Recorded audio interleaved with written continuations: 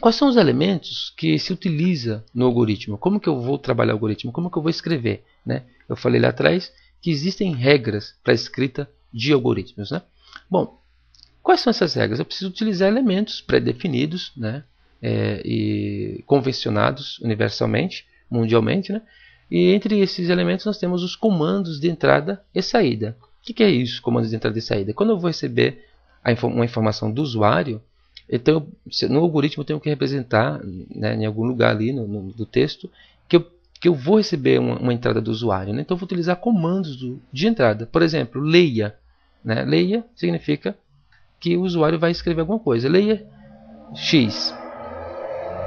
Significa que eu vou ler uma entrada do usuário e vou guardar em X. Ou eu posso colocar X recebe. É um comando de entrada. Tudo bem? Então, isso é um dos elementos. Comandos de saída. Quando eu quero fazer com que alguma coisa seja exibida na tela, por exemplo. Eu posso escrever, por exemplo, mensagem Olá Mundo, entre aspas. Né? Então, eu estou dizendo que é para exibir uma mensagem na tela. É escrito Olá Mundo. Uma outra forma de escrever esse comando de saída também seria exiba Olá Mundo, entre aspas, por exemplo. Significa que eu vou exibir o que está entre aspas, que seria Olá Mundo, na tela. Tudo bem? Então é um comando de saída. Isso você não pode escrever tipo assim, não. Exiba na tela a frase, entre aspas, Olá Mundo. Não. Os comandos de saída faz parte das regras, ou seja, vai ser um verbo, né? Exiba e a mensagem, ou então mensagem e a mensagem. Tudo bem? Comandos de entrada e saída. Variáveis e constantes. Bom, se eu vou receber dados, ou se eu vou exibir dados, né, na tela, eu preciso trabalhar com variáveis e constantes. O que são variáveis e constantes? Né? São alocações de memória, onde eu vou guardar informações. Então eu vou receber o nome de uma pessoa. Né? Eu vou permitir que uma pessoa digite um nome. Esse nome que a pessoa digitou, depois de confirmado, vai ter que ser guardado numa variável. E depois eu vou trabalhar com a informação que está contida dentro dessa variável. No exemplo que eu dei sobre a soma de dois números, né? Eu vou ter que receber dois números. Então eu terei duas variáveis, onde eu guardarei os números que o usuário vai informar. Depois eu vou fazer um processamento e vou exibir o resultado, que seria uma terceira variável. Ou seja, a variável que vai guardar a soma. Né? Eu recebo numa variável um número, né? Recebo numa segunda variável um outro número. Eu utilizo uma terceira variável para executar um processamento interno, que é a de soma. Então eu atribuo a essa variável, né, o resultado da soma das duas primeiras variáveis que eu recebi do usuário. E depois eu exibo essa terceira variável na tela, através de um comando de saída. Tudo bem? Então eu primeiro utilizei um comando de entrada para receber esses dados, guardei esses dados numa variável e depois utilizei essa variável para exibir. Eu utilizei um comando de saída para exibir o resultado da variável soma. E a constante é algo como variável também, uma alocação de memória, só que nesse caso ela é utilizada para que você não fique escrevendo sempre a mesma coisa no código. Por exemplo, o nome da empresa, né? O nome de uma empresa. Se eu utilizo no código 100 vezes o nome da empresa, eu não vou ficar colocando 100 vezes, né, no código o nome da empresa. Aí de repente a pessoa muda o nome da razão social, eu tenho que ir em 100 locais diferentes do código e sair alterando aquele nome, né? Aquela razão social. O que eu faço? Eu crio uma constante, que é uma alocação de memória, no início do programa, no início da execução do programa, eu atribuo o nome da empresa, a razão social da empresa, a essa constante, e aí o tempo inteiro, como a constante tem um nome, ao invés de eu colocar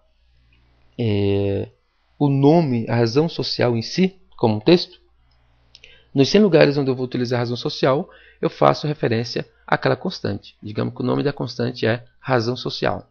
E dentro dessa constante seja, por exemplo, Prodígio Aulas, né? Um texto. Então, se eu vou exibir em 100 telas diferentes, né, o nome da empresa, Prodígio Aulas, ao invés de escrever entre aspas Prodígio Aulas, que é um texto, eu escrevo razão social, que é o nome da minha constante.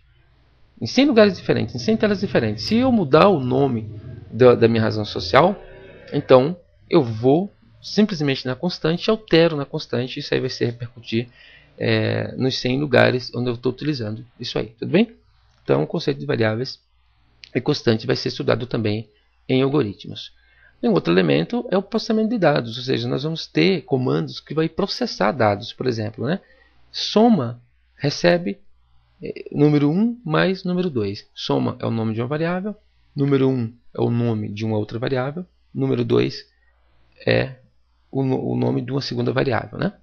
Então, número 1 recebeu um valor do usuário, ficou guardado ali. Número 2 recebeu um outro valor do usuário.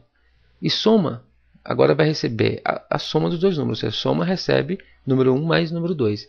Essa linha onde eu falei soma recebe número 1 mais número 2 é um processamento de dados. Eu estou processando as informações que eu recebi do usuário, tudo bem?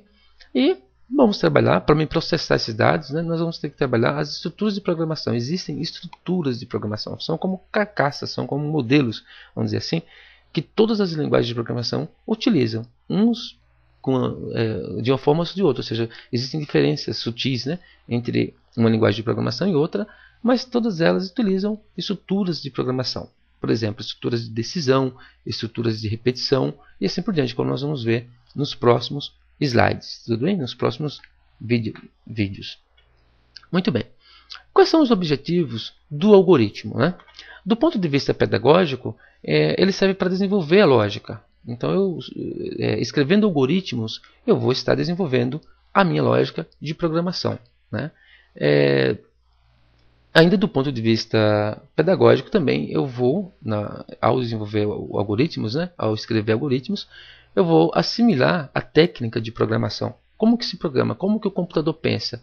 Isso por quê? Por que eu vou assimilar a técnica, né? O desenvolvimento da lógica vai se dar porque na medida que eu vou trabalhando os problemas, né, tentar resolver os problemas que me são dados, então eu vou estar aí trabalhando com a minha lógica. Poxa, como que eu vou tirar a média desse número, né? Como que eu vou fazer esse processamento, né?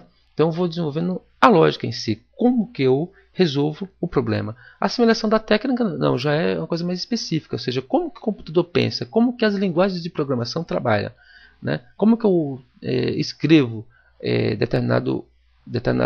um código para determinado objetivo, né? Então, trabalhando com algoritmos, né, ou escrevendo algoritmos, nós vamos assimilar a técnica de programação. Tudo bem? A organização das ideias. Bom, quando eu desenvolvo algoritmo, na medida que eu tenho um problema para resolver, se eu desenvolver um algoritmo para aquele problema antes de passar para o computador, antes de ir lá no programa e escrever já o programa, né, eu vou organizar minhas ideias. Às vezes eu tenho um problema, ele está confuso na minha cabeça, eu sei onde eu quero chegar, sei os elementos que eu disponho ali para resolver meu problema, só que na hora ali eu estou com as ideias embaralhadas, né? Eu não consigo raciocinar legal, né? Então o que eu faço? Eu vou no papel, escrevo, ou no Word, no editor de texto, escrevo ali um rascunho, né, do que eu quero fazer na forma de um algoritmo. Então eu organizo as minhas ideias, fica mais fácil depois para mim transferir isso para o computador. Documentação da solução. Bom, você às vezes tem um sistema e aí você precisa documentar aquilo lá. Por quê? Porque existe uma equipe trabalhando e outras pessoas também têm acesso a esse programa, né? Desenvolvem nele também. Então eu preciso que tenha uma documentação da solução, a documentação do sistema, do programa, para que outras pessoas também entendam como que ele funciona, né? Então tá aí o videoaula, a primeira videoaula desse treinamento de lógica de programação. Tudo bem? Então, muito obrigado. Espero que esse curso ajude, né, você a desenvolver aí as técnicas de programação e que você possa ter sucesso aí nessa área gostosa de trabalhar, que é a programação de computadores. Muito obrigado.